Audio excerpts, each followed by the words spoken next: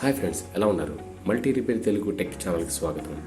మన ఛానల్ యొక్క ముఖ్య ఉద్దేశం ఎల్ఈడి, ఎల్సిడి, ఫ్రిడ్జ్లు, ఏసీలు ఎలా రిపేర్ చేయాలి, వాటి యొక్క రిపేర్ వచ్చినప్పుడు ఆ ప్రాబ్లమ్ని ఎలా ఫైండ్ అవుట్ చేయాలి, ఇలాంటి ముఖ్య విషయాలు ఈ ఛానల్లో పూర్తిగా క్లుప్తంగా చెప్పబడతాయి.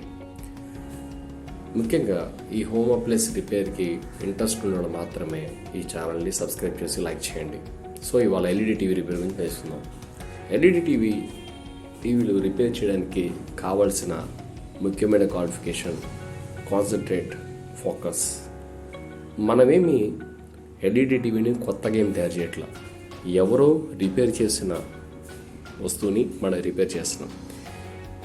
టీవీ అనే కాదు, దేనికైనా సరే రిపేర్ చేయాలంటే కావాల్సింది పెద్ద పెద్ద పిహెచ్డి ఎలక్ట్రానిక్స్ గురించి పెద్ద బుక్స్ గురించి మనం తెలుసుకోవాల్సిన అవసరం లేదు.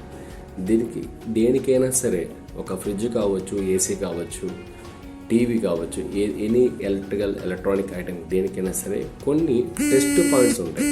ఆ టెస్ట్ పాయింట్స్ ఏంటి అని తెలుసుకుంటే ఎనీ ఎలక్ట్రానిక్ ఐటమ్స్ని మనం రిపేర్ చేయవచ్చు. మళ్ళీ చెప్తాను, వినండి. మనమేమి కొత్త వస్తువుని రూపొందించటం లేదు. అది తెలుసుకుంటే మనం ఈజ్ ద విన్నర్. మనం కూడా సూట్లు, కార్లు వేసి తిరగచ్చు. ఈ టెస్ట్ పాయింట్స్ని మనం ఎలా గుర్తించాలంటే,